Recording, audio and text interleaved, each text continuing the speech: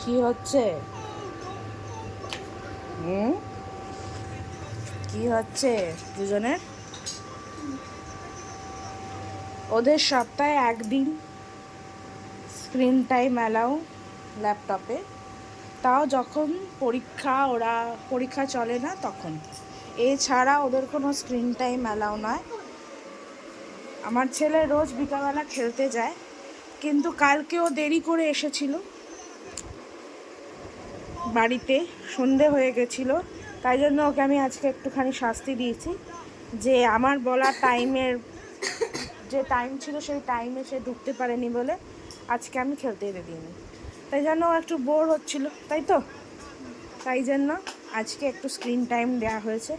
এছাড়া ওদের আর কোনো স্ক্রিন টাইম নেই। ওরা না মোবাইল দেখে, না ল্যাপটপ দেখে। ল্যাপটপ এখন পরীক্ষা শেষ হয়ে গেছে বলে অ্যালাউড, না হলে এছাড়া ওদের কোনো ল্যাপটপে স্ক্রিন টাইম অ্যালাউ নয়। মোবাইল তো নয় কোনো রকমভাবে। মাম্মা আমার মেয়ের তো সব থেকে বেশি কম স্ক্রিন টাইম। ও যে এইখানে 5 মিনিট বসে আছে এটাই অনেক, 2 মিনিট এক জায়গায় বসতে পারে না। হ্যাঁ, তবে টিভি দেখে, এবং তাও কখন, রাতের বেলা খাওয়ার সময় ম্যাক্সিমাম টাইম, এবং দুপুরবেলা স্কুল থেকে এসে খাওয়ার সময়তে ওই ধরুন 10 থেকে 15 মিনিট। আমার ছেলের খেতে এইটুকুই সময় লাগে। রাতের বেলা যখন পড়াশোনা করে ওঠে 9:30 থেকে 10:30 পর্যন্ত, এই সময়টুকু আমি ওকে অ্যালাউ করি টিভি দেখতে। এছাড়া ওদের কোনো স্ক্রিন টাইম নেই। ওদের স্ক্রিন টাইম ভীষণ লিমিটেড। কি বলবো?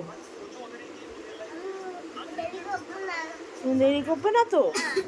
তাহলে বন্ধ করে দাও এবারে। কাকু বন্ধ করে দাও।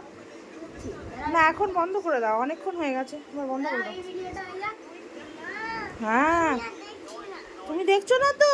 আমি তো জানি তুমি আমার ভালো মেয়েছো না মেয়ে, তুমি আমার খুব ভালো মেয়ে, গুড গার্ল। হইতে এটাই শুনবে তো? আচ্ছা।